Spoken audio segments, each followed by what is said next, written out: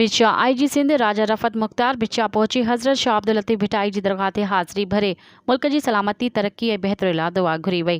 जंहिं बाद लतीफ़ी राग पिणु ॿुधो जॾहिं त DIG हैदराबाद तारिक रज़ा धारिजो, SSP Hyderabad Amjad Sheikh, SSP Matiari Noorul Haq Rind, SSP special branch Asif Ahmed वुगियो, डिप्टी कमिश्नर मटियारी समेत ॿिया मौजूद हुआ। IG सिंध राजा रफ़त मुख्तार मीडिया सां ॻाल्हाईंदे चयो त ज़िले मटियारी में मंशियात जे हवाले सां SSP मटियारी ऐं डिप्टी कमिश्नर मटियारी खे आगाह कयो आहे त मंशियात ते ज़ाब्तो कयो वेंदो।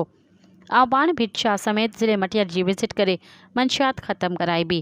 हुन चयो त 2017 में भर्ती थियल पुलिस गैर क़ानूनी भर्ती थियल हुआ, उन्हनि खे उहिदे तां हटायो वियो आहे। अगरि गैर क़ानूनी या ग़लति तरीक़े सां भर्ती थियल आहिनि त बहाल न थींदा। सिंध ऐं पंजाब पुलिस जी पघार में थोरो फ़र्क़ु वञी रहियो आहे, इंशाअल्लाह उहो बि ख़त्म करायो वेंदो।